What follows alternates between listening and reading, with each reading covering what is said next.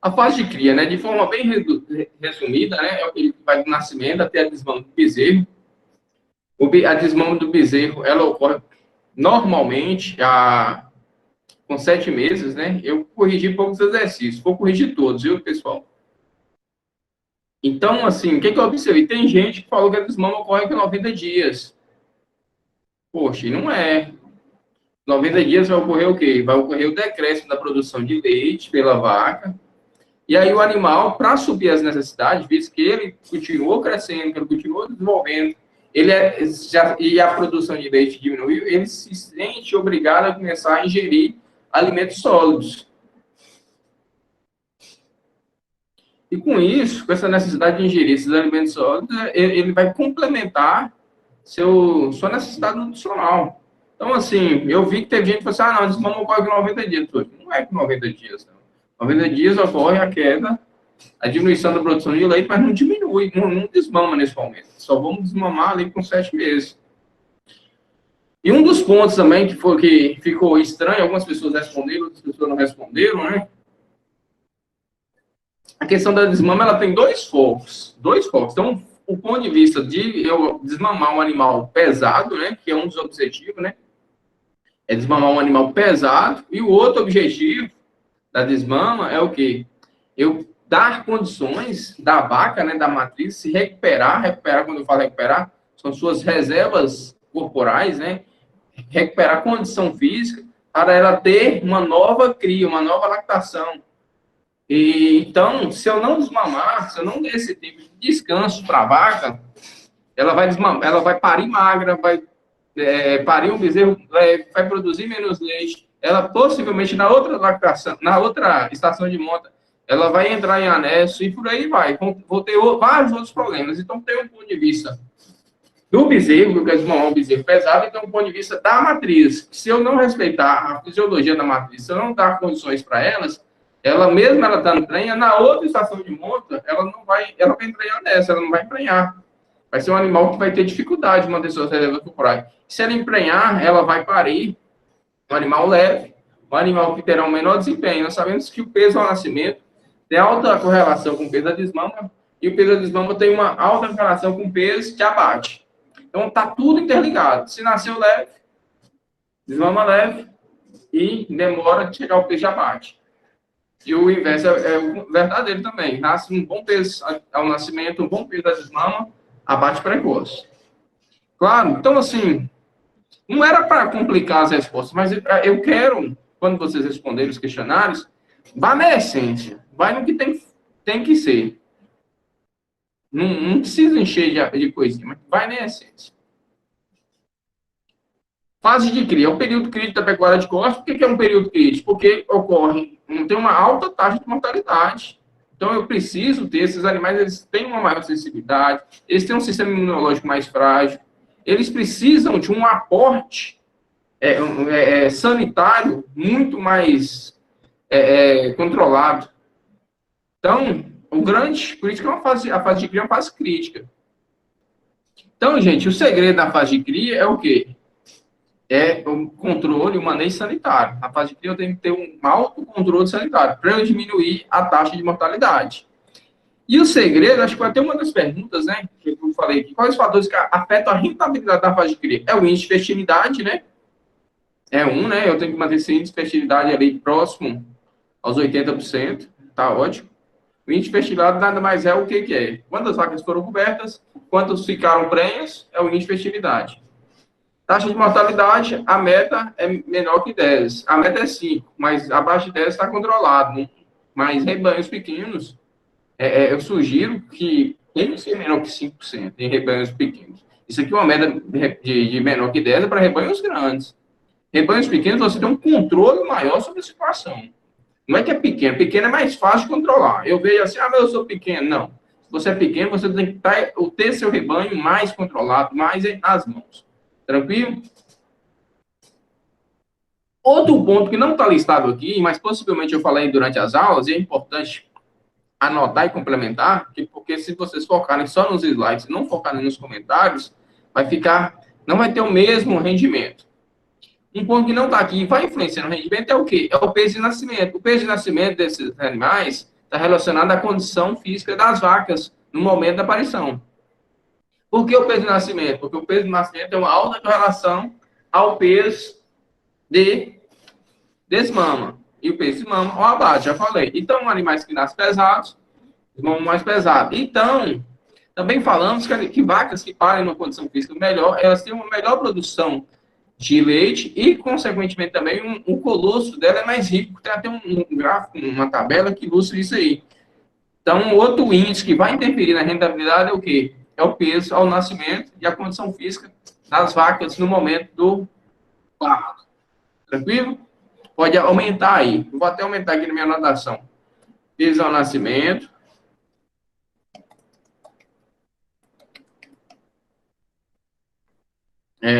Score. Se alguém tiver dúvida, pode abrir o áudio, mandar uma mensagem e perguntar. SCC, né? SCC da vaca.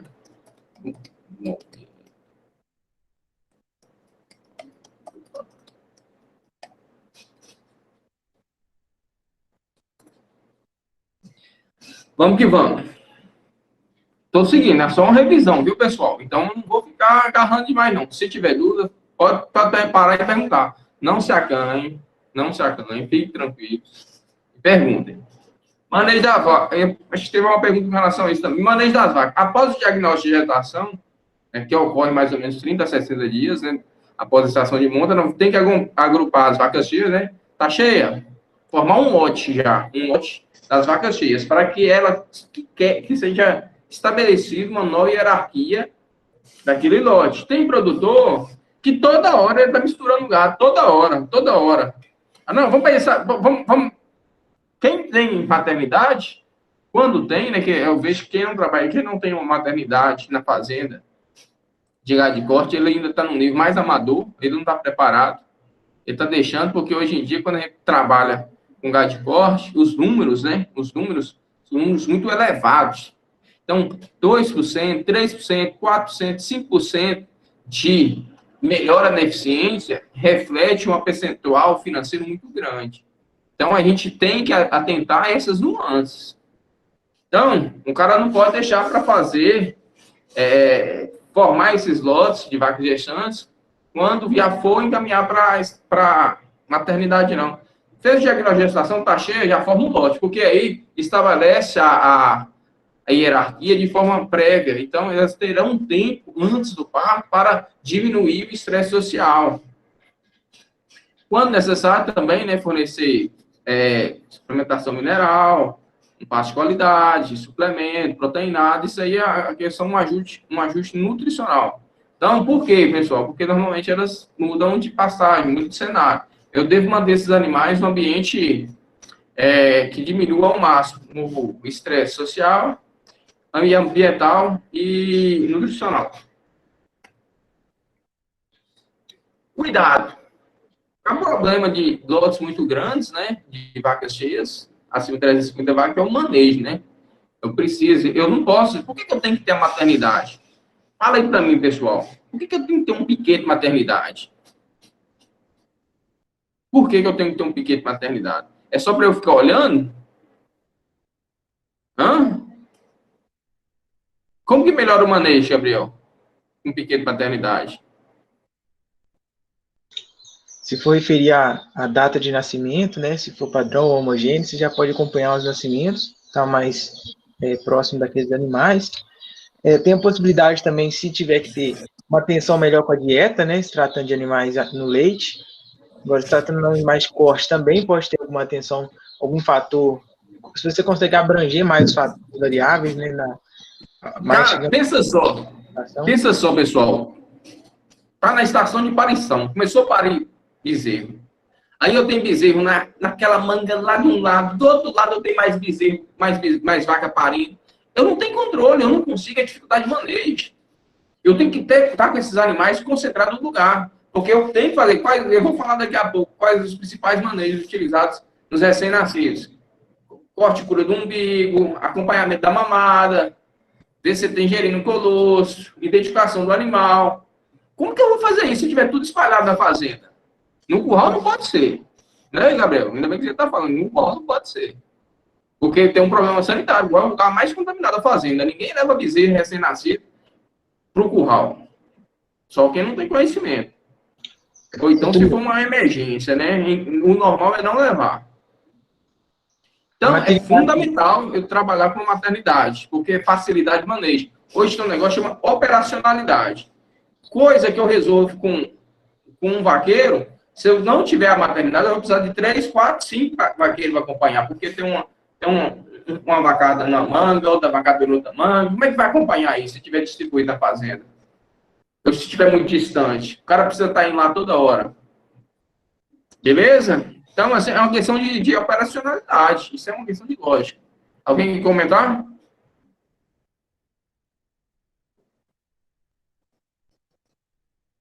Não, né? Então, um dos fatores é de formar lotes com menos de 350 vagas. Deixa eu ver. Índice de fertilidade com a luta natural, dificuldade de manejo, dificulta a observação de disseminação artificial convencional. Esses letra A, B e C aqui está relacionado, eles seriam antes da estação de monta, né? Mas, não, beleza. Agora eu situei, eu não tinha feito a revisão. Isso aqui, quando na próxima estação de monta, esses animais vão estar reunidos, eu vou conseguir identificar de forma, os cios desses mais serão trabalhar com protocolos, né? Mas se eu trabalho com protocolos, isso não vai ser um problema, não. O grande lance que eu vejo aqui hoje no lugar de corte é a dificuldade de manejo. Um detalhe do lugar de corte que eu tenho observado, sabe?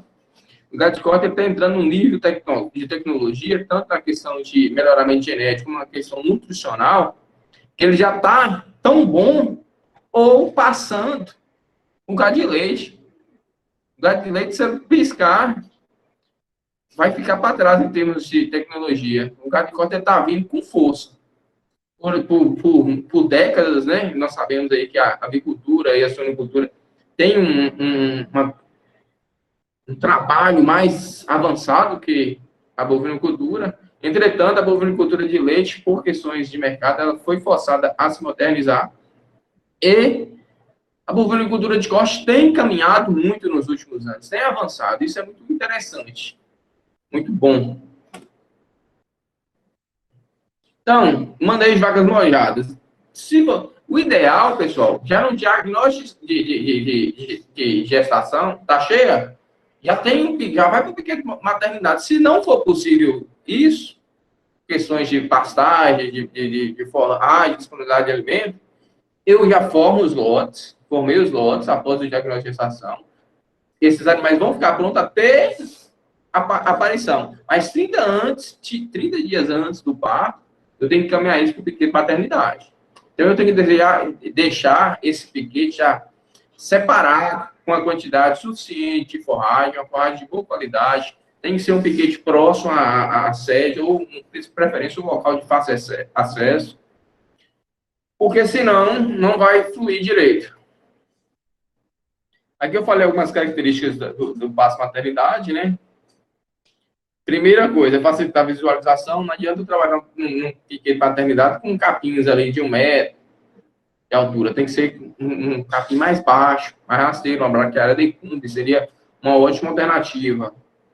Tifton, os sínodos também seriam muito interessantes, mas como eles são mais exigentes, a realidade nossa aqui mais adequa, que seria a braquiária decumbens, para fazer um piquete de paternidade. Devido a limitações de pluviométricos e de solo. Evitar locais que tenham açudes, né? Principalmente transmissão de doenças verminosas, animais, como eu falei, que estão nascendo, eles têm uma baixa resistência imunológica, eles precisam ingerir o colosso, vai ser dito daqui a pouco. Então, é fundamental que tenha águas de qualidade no piquete de maternidade, preferência de coxo bem limpo. Também já comentamos, né, sobre as questões de estresse ambiental, social e nutricional. É uma coisa que afeta o desempenho tanto das matrizes como dos bezerros. Eu tenho que trabalhar isso. Eu consigo melhorar em torno de 3%, 4% nos resultados tranquilamente, minimizando os estresses ambiental, social e nutricional. O estresse ambiental também, pessoal, acho muito importante nós, como técnicos, trabalhar e treinar a equipe. A equipe tem que entender que o animal ele não pode ficar sofrendo estresse, não. Vaqueiro que fica gritando, que dando carreira no animal. Isso aí não existe não, viu? Existe, na verdade eu falei errado, né? Na verdade existe, só não deveria. Por quê? Porque são as nuances que fazem aquelas diferenças, pequenas diferenças. É aqueles 3, 4% do rendimento na lucratividade. Esse aqui já foi dito, né, forma loss após o DG, evitar mudanças de passo. Quanto menos eu mudar esses animais de passo, melhor será o resultado. Ok? E se for necessário mudar de forma tranquila. Lembrando que os animais, quando eles estão prenhes, principalmente quando está aproximando o parto, as matrizes têm seus ligamentos mais frouxos. E isso aí não é interessante ficar locomovendo constantemente esses animais, que pode vir a provocar abortos, problemas de parto distóxico ou outros. Estação de parição. Um animal, né, nós sabemos que, quando vocês, né, sabem que não tem transferência de imunidade via placentária nos bovinos. A transferência de imunidade totalmente via colosso. O animal ele sai de um ambiente estéril e cai ali num ambiente totalmente contaminado. Por isso que eu nunca devo levar para o curral.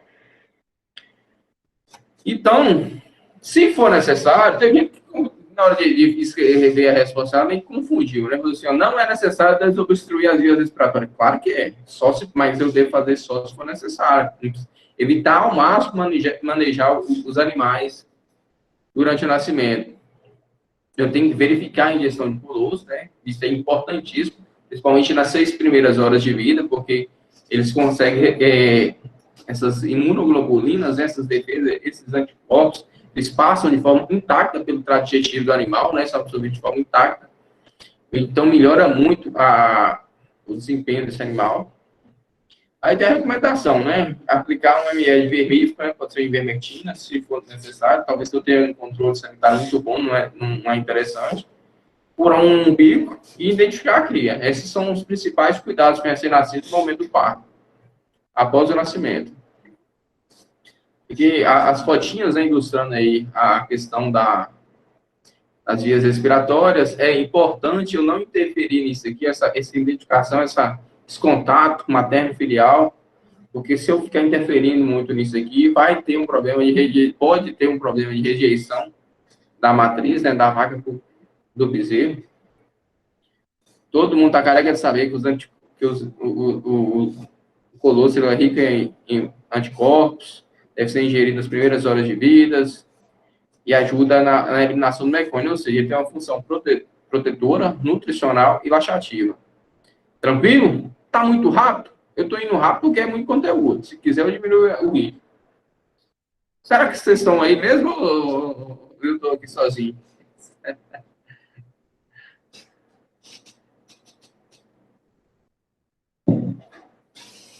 Então, beleza. Esse gráfico aqui nada mais é, pessoal, do que o quê? Está ilustrando qual que é o melhor momento de absorção dos anticorpos. Ou seja, é até as 6 primeiras horas de vida. Após as 6 primeiras horas de vida, ocorre a absorção de anticorpos? Ocorre, mas vai diminuindo. Não é da mesma forma como se fosse 18 horas. 18 horas praticamente não tem mais absorção de anticorpos. 24 horas depois é bem reduzido. Aqui é o que eu falei, essa tabela é muito interessante, pessoal, porque ela mostra a condição corporal dos animais. Lembrando um detalhe, que o gado de leite, normalmente a avaliação de score corporal varia de 1 a 5. Gado de corte, ela varia de 1 a 9. A mesma parâmetro, 1 e 9. Então, muitas vezes, tem gente que classifica gado de corte igual gado de leite, mas normalmente o preconizado é o quê? Gado de corte 1 a 9, gado de leite 1 a 5.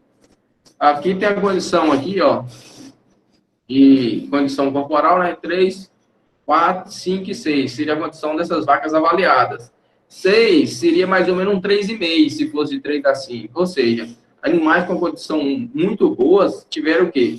O tempo gasto do nascimento do bezerro até ele levantar, ou seja, o animal em 35 minutos após o nascimento, quando a mãe dele estava bem nutrida, estava numa condição física boa, ele foi bem mais rápido. Quando o animal está numa condição física inferior, né, a mãe está mais fraca, o animal demorou quase 1 hora para levantar. Tá entendendo? E aqui é a concentração, né, de anticorpos no colosso da mãe. Quanto mais nutrida a mãe tiver, melhor a condição física da vaca, mais anticorpos vai ter no colosso desse animal. Ou seja, o animal que a mãe é bem nutrida, ele além de nascer mais pesado, ele levanta, começa a mamar mais cedo o colosso, meia hora antes, e esse colosso ele ainda é mais rico em questões de anticorpos, imunoglobulinas. Beleza? Aqui eu não vou ficar agarrando muito isso, não, na composição do colostro, na questão de imunoglobulinas, na questão de número de ordenhas. Nunca ordenhar, eu já vi gente que, não, a vaca começa a mojar e vai e ordenha. Nunca pode fazer isso. Ordenhar as vacas próximas, elas estão próximas a parir, começa a sair leite, o cara vai e ordenha e joga aquele leite fora, vou dar para outro animal. Nunca fazer isso. Aqui o primeiro leite é o mais rico em nutrientes. Aqui o que acontece, né? Observa que esses terços aqui foram mamados, né? E esse aqui não foi mamado, esse aqui tá cheio, ou seja, teve alguma falha aí no processo de gestão do colosso. Ficar atento a isso.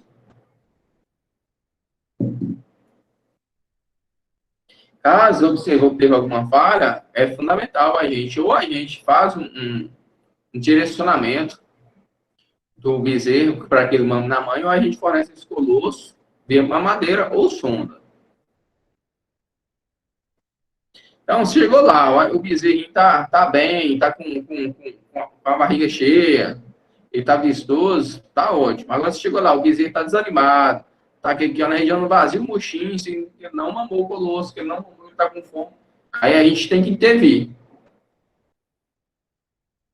Aqui tem 2 fotos, comparando um ubre que foi mamado e um ubre que não foi mamado, né? Ubre não, teto. Aquele ali, com certeza, foi mamado, esse aqui de trás. Essa relação materno-filial é muito importante manter. Nessa situação aqui, seria uma situação Professor, na qual... Oi. tem uma pergunta no chat aí, não sei se você ouviu. Não vi não, que às vezes passa rápido. Mudou o esquema desse aplicativo aqui. Deixa eu ver. Beleza. Professor, quando o bezerro não quer ou não consegue mamar o colosso, é possível congelar para administrá-lo depois? Você pode congelar o excesso de colosso, Jéssica. O excesso você pode congelar, fazer um banco de colosso para fornecer para outros animais que nasceram e a mãe não produziu o colosso, ou que a mãe morreu, que teve algum problema, sabe? Ou então que a mãe rejeitou, a gente chama o bezerro guache. Mas o bezerro, ele nasce, ele tem que mamar um colosso, preferencialmente nas 6 horas. Então, ele tem que mamar. O excesso de colosso você pode até congelar para fornecer para outros animais, mas ele tem que mamar. Quais os outros animais? Os animais que foram rejeitados, ou animais que perderam as mães. Então, na questão não é congelar, a questão é que ele tem que mamar. Ficou claro, Jéssica?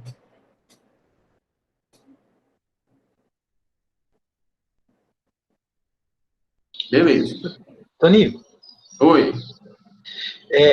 Eu tenho visto um manejo interessante agora. Isso aí já deve ter feito há muito mais tempo, mas eu tenho visto acompanhar os vídeos, né? Que hoje em dia tem Instagram e vê tudo.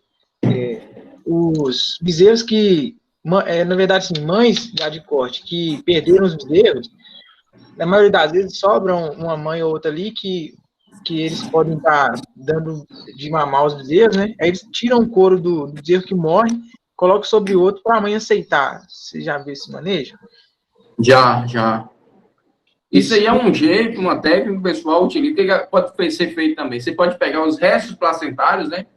Normalmente tem uma vaca, como é na estação de monta, a estação de monta facilita isso, né? Pode ser que teve uma vaca que ela pariu, mas o bezerro morreu no parto, nasceu morto, teve algum problema. E teve outro problema. E aí você tem outro bezerro que a mãe rejeitou. Você pode pegar os restos placentários daquele bezerro, passar no bezerro novo, né? Que talvez a mãe aceite, ou tirar o couro do bezerro que morreu e colocar no bezerro que vai ser adotado. Isso aí é uma questão de adoção. Outra técnica que você pode estar fazendo também, pessoal, vocês podem, é muito comum o pessoal deixar algumas vacas de leite, né, umas vacas mestiças na fazenda, porque, e essas vacas mestiças, eles programam para elas estarem parindo com frequência, para que sempre tenha uma reserva ali para amamentar um bezerro, um animal que foi injetado, para sempre ter um colosso. Então, essas vacas de leite ali, umas mexiças na fazenda de corte, é comum com esse objetivo também, de dar um suporte para esses animais guachos. Guacho é um animal que foi rejeitado pela mãe. Beleza?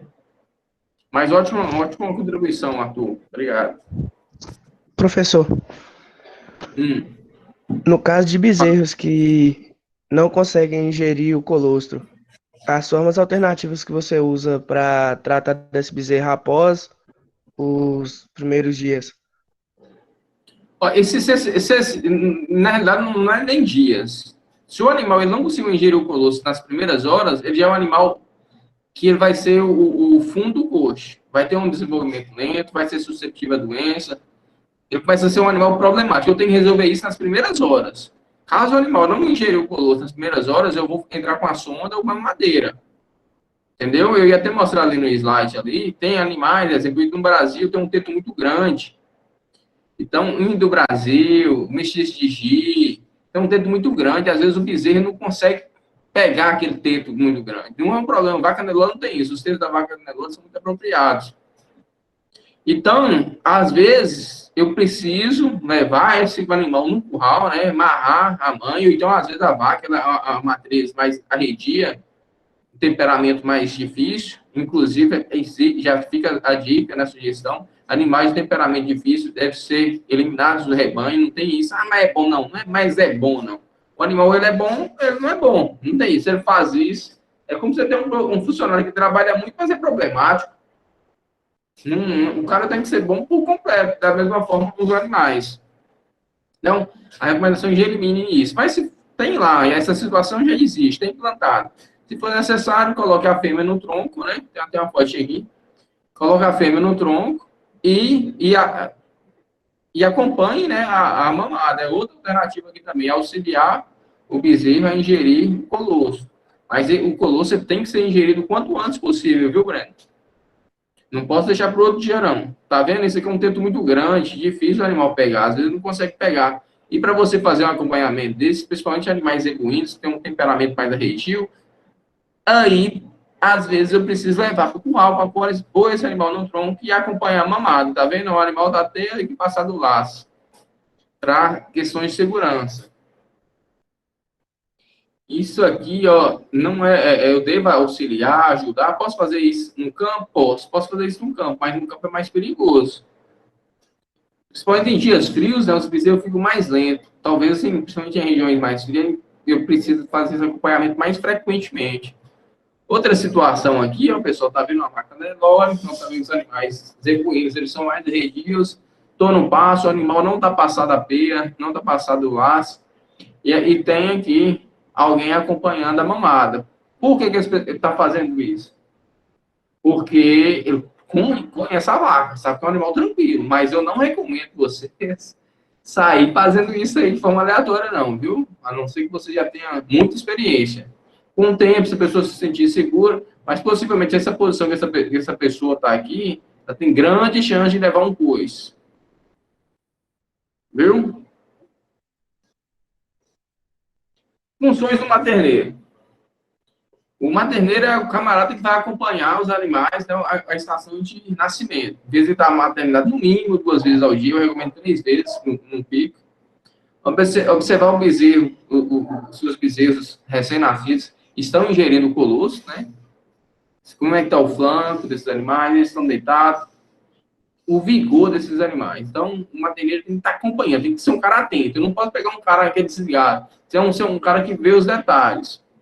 Então, a principal função do materneiro é isso aqui, ó. Verificar as falhas da primeira mamada. Será que a primeira mamada é a primordial? Repetindo, animais que eles não ingerem o colosso nas primeiras 6 horas de vida, eles são animais que já serão problemáticos, não terão o mesmo desempenho que os outros animais. Porque o sistema imunológico deles já ficou prejudicado. Dúvidas até esse momento? Vamos avançando, né? Tá tranquilinho, tá?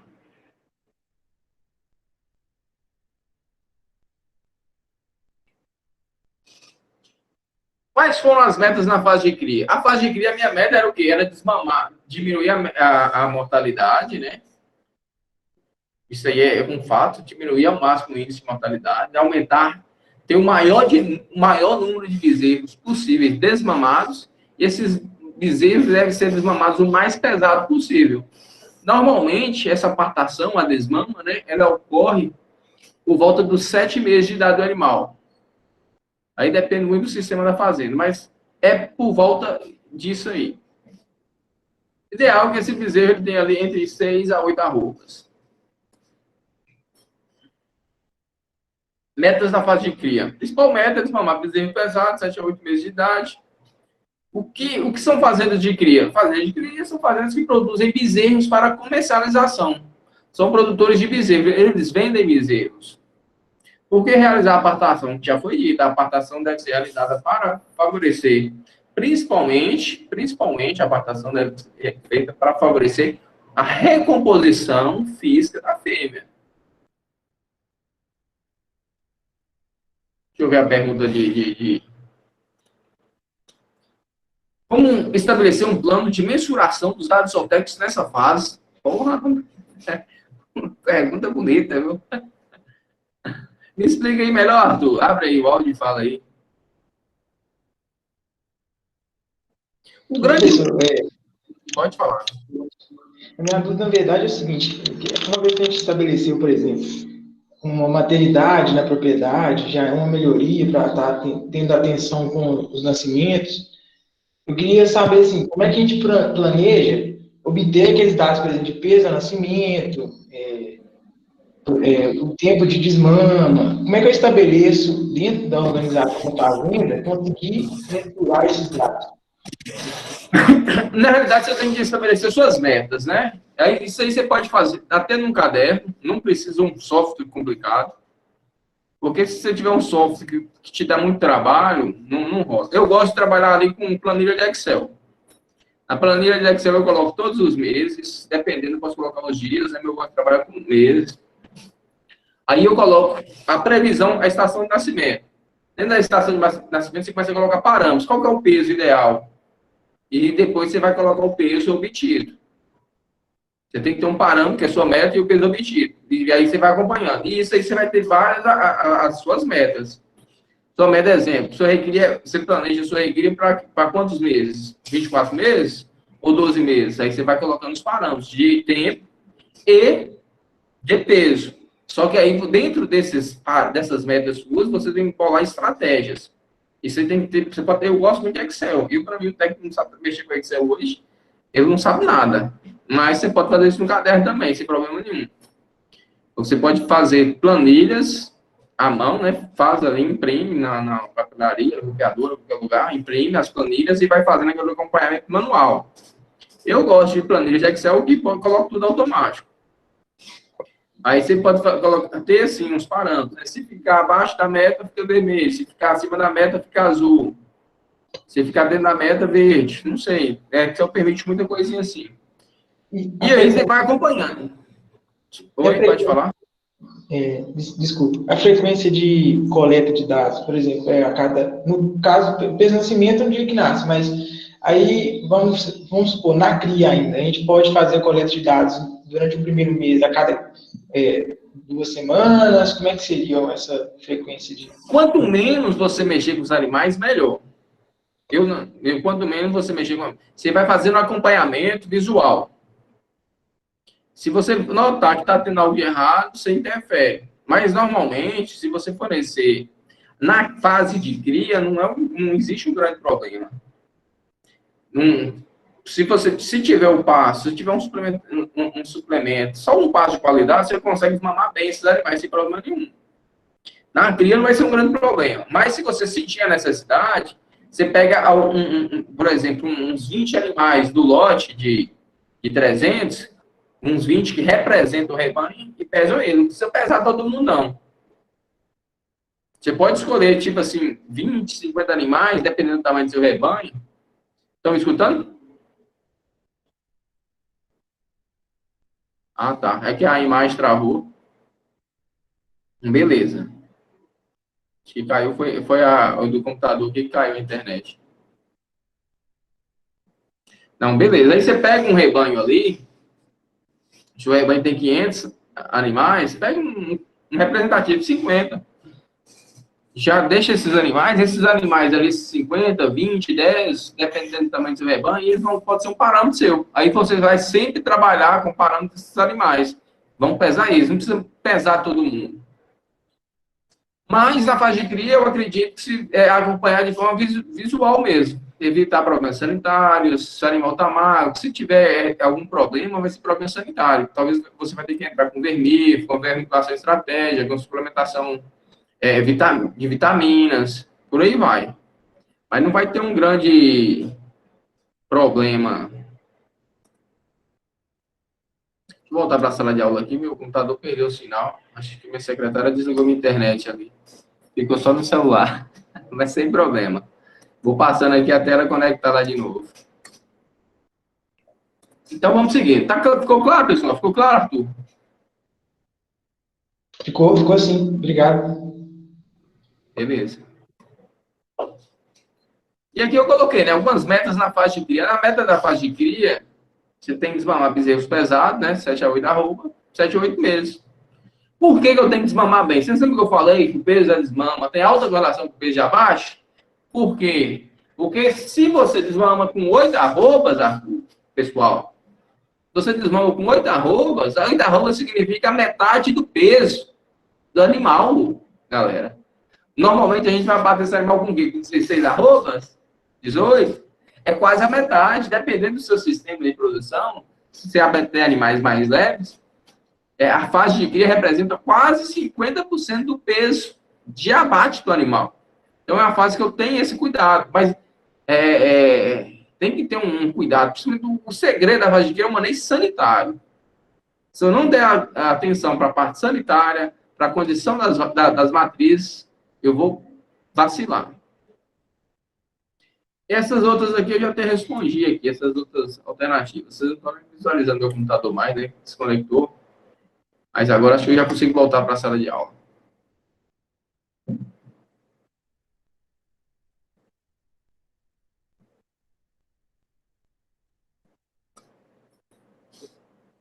Só um minutinho.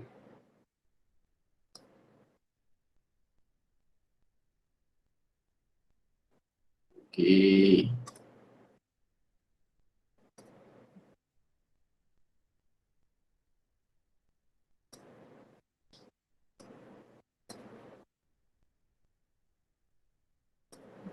Estão visualizando o slide já? Tinha caído da internet aqui. Beleza, vamos dar sequência. Esse aqui é um gráfico, né, que mostra as estações da estação de monta, estação de nascimento, a estação de desmama. Isso aqui eu posso jogar isso tudo no Excel e fazer uma planilha e colocar minhas metas de ganho de peso. É importante eu ter em mente também como vai ser o ganho de peso diário. O efeito da desmama tardia. Toda vez que eu demorar de desmamar meus animais, a matriz ela não vai ter tempo de recuperar de forma adequada o score de condição física, né? E aí vai ter uma consequência que ela vai parir mais magra, vai gerar bezerros mais fracos e possivelmente na outra estação de monta ela estará em anexo. Então, os problemas da desmama tardia estão mais relacionados à questão reprodutiva da matriz. Eu marquei algumas considerações finais dessa aula, mas ainda tem outra parte. Não se anime tanto. A desmama é um ato forçado. A desmama tem como principal meta a comercialização de bezerros pesados. A desmama deve ocorrer entre por volta do 7º mês. Desmama é um processo natural. Aí ficou assim. Tem gente que colocou algumas coisas com relação à fase de desmama. Aí teve gente que colocou na mesma resposta. Que a desmama é um ato forçado. A desmama é um processo natural. Mas aqui, aí na resposta lá do cérebro, mas porque aqui eu estou explicando, eles falam, se eu estou realizando ela de forma artificial, eu estabeleci um dia, eu separei, aí ela foi um ato forçado, eu, como técnico, estabeleci aquela meta. Mas se eu não desmamar os animais, naturalmente os animais eles vão parar de mamar. Mas aí pode demorar até um ano. Não tem uma data, pode ser com menos tempo ou com mais tempo. Então, ela é um processo natural. Então, quando eu venho a intervir, eu só estou estabelecendo uma regra no meu sistema produtivo. Mas a desmama ela vai ocorrer de qualquer forma. Beleza? Aqui eu falei um pouquinho da recria de bovinos, dei o exemplo do boi 77, porque é bem interessante o sistema do boi 77, né? Acho que a questão que eu perguntei na questão 11 foi a questão da recria. O que faltou em algumas respostas? O que faltou em algumas respostas com relação, principalmente na 7, 14, 21? Sim, é esse sistema aí, 7, 14, 21. Muito bem. Beleza. Mas aí lá no questionário, na última, lá na questão 11, por que eu falei assim, a questão da recria? Uma coisa que tinha que ter sido frisada na resposta da questão 1, porque eu consigo mexer na recria. Eu não consigo mexer na cria. A cria, ela roda muito bem, ela é 7 meses, talvez eu consiga adiantar para 6 ou para 8. A cria, ela não é maleável, o tempo de cria não é maleável. A engorda, só se o meu sistema for um sistema muito ruim, né? A engorda, normalmente, ela vai variar ali de 4 meses a 6 meses, no máximo. Então, eu não tenho uma variação de tempo muito grande. A não ser que o negócio ficou muito bagunçado, que eu demore um ano para engordar os animais. Mas a recria, não. A recria, ela pode ter uma duração de 1 ano, né, de 12 meses, a 3 anos. Seria o que o pessoal produz aí, né? Um animal que tem ali uma cria de 7 meses, mais 36 meses de recria, mais 7 meses de terminação. Aí vai dar um animal aí com uns 48 meses, por aí, de idade para baixo. O que acontece na prática. Então, a recria, ela me permite eu fazer um ajuste no meu sistema de produção e encurtar ela. Por exemplo, um animal super precoce. O que o animal super precoce não tem? Um animal super precoce, ele não tem fase de recria. Eu tenho a cria e a terminação. O animal super precoce, ele é desmamado e vai para o confinamento. Normalmente fica ali, 7 meses com a mãe e 7 meses de confinamento. Onde eu consigo chegar nesse animal super precoce com um peso ali de 16 arrobas. Antônio, tá me escutando? Oi. Na parte da recria lá, então, no caso, o cara pode também suplementar, uma alta suplementação nesses bezerros de recria e diminuir o tempo de justamente os 7 meses, mas até as 14 arrobas o cara pode entregar mais precoce, não pode não? Tipo assim, o cara pode entregar menos de 7 meses, mas entrar com alta suplementação na recria e entregar esses bezerros com 14 arrobas mais precoce, no caso. É essa questão que você está falando ou não? Não, eu dei um exemplo, né, assim, esse aqui são animais precoces. O boi 77 é um animal precoce. Eu dei um exemplo do super precoce. O super precoce, ele não tem a fase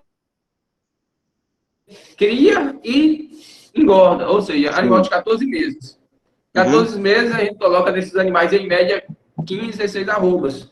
É o super precoce. Nesse aqui não, vai ser um animal que vai ser 2 anos. São 21 arrobas em 2 anos. E aí eu vou trabalhar a recria dele, porque a única fase que me permite é a recria. Como que eu vou fazer esse trabalho? Aí eu posso entrar com a suplementação, tem que ter genética, tem que ter capim. Não dá para fazer uma recria lucrativa, um sistema de produção lucrativo sem capim, só num grão. Eu tenho que ter uma estratégia.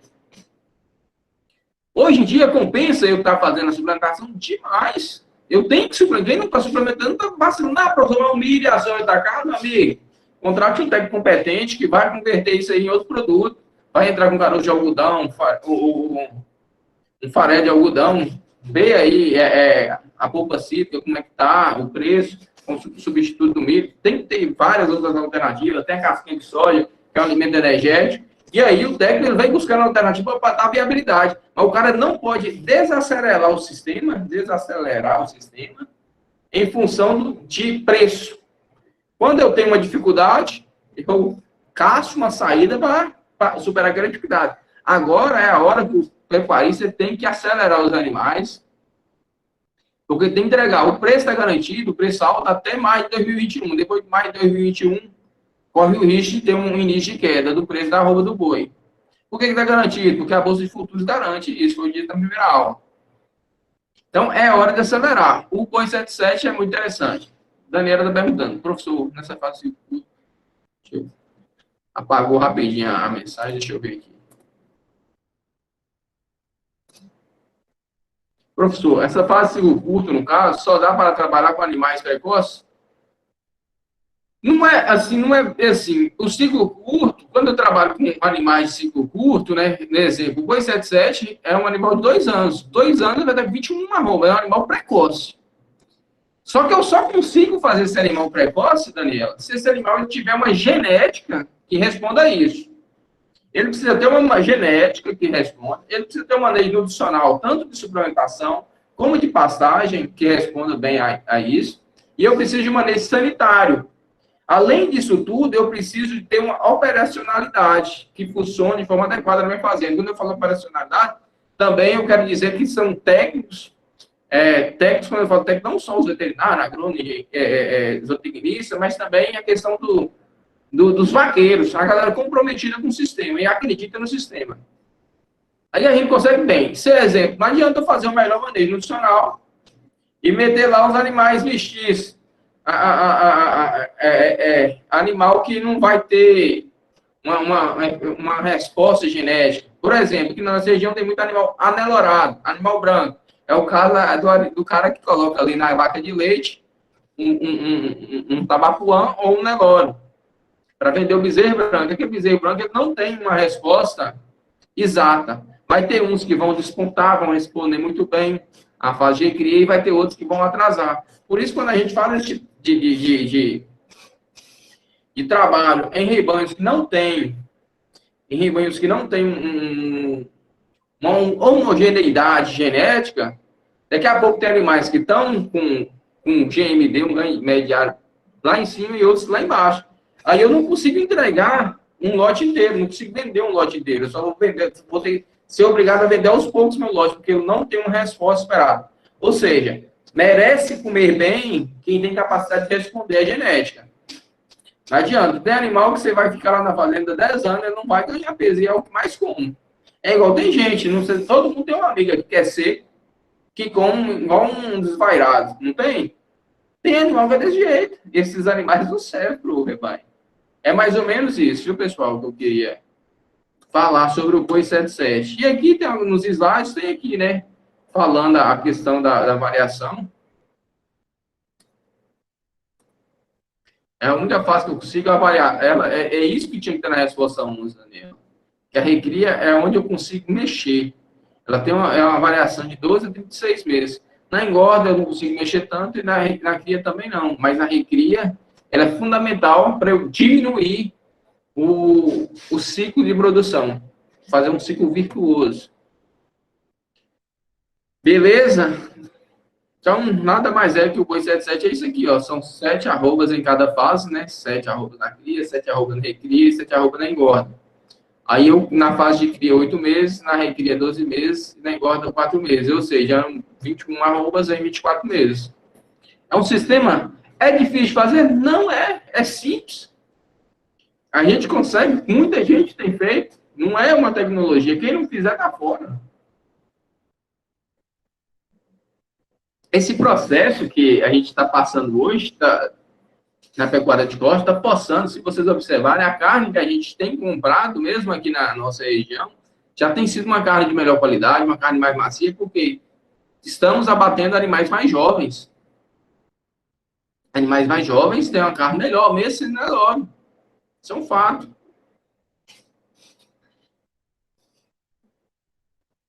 Então, a estratégia é o quê? Manejo, pastagem, suplementação. Não adianta também, galera. Se eu não adianta fazer o melhor suplemento, ter a melhor genética e não ter capim.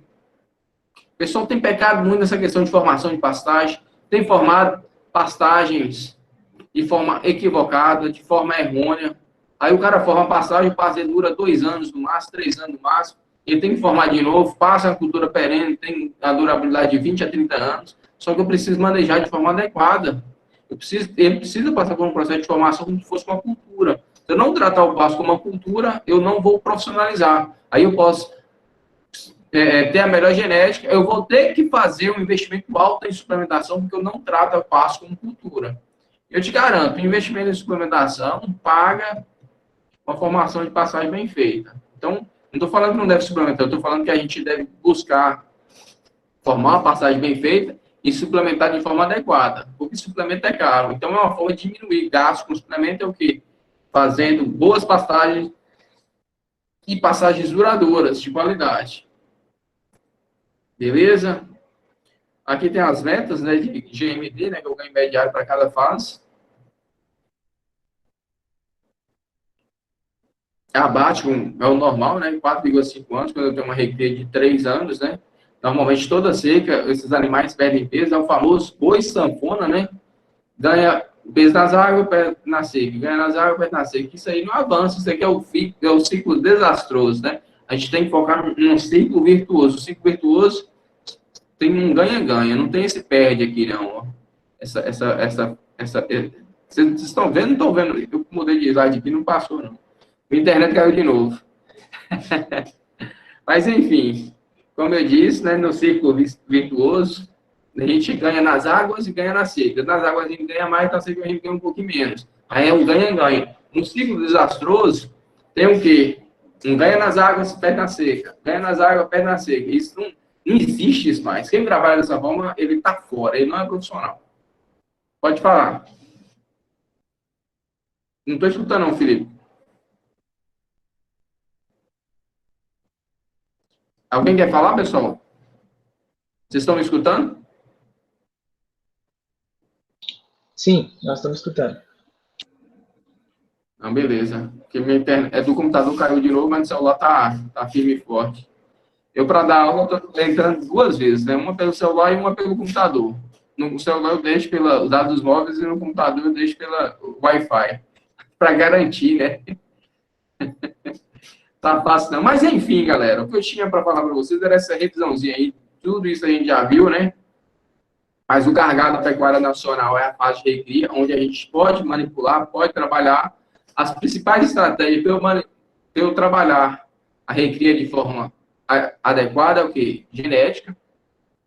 Eu preciso de pasto, de capim, de qualidade e uma suplementação bem feita. Aí eu consigo produzir meus animais precoces de forma viável. Beleza? Caso não tenham dúvidas, eu deixei uma nova atividade lá na sala lá de bovinocultura de leite, viu? Vocês fiquem atentos lá. Tranquilo? Ficou alguma dúvida? Eu acredito que com essa aula aqui eu consegui responder todas as questões lá do questionário. Se vocês tiverem alguma dúvida, eu estou disponível, viu, pessoal? Se não, tenha um ótimo dia e até segunda.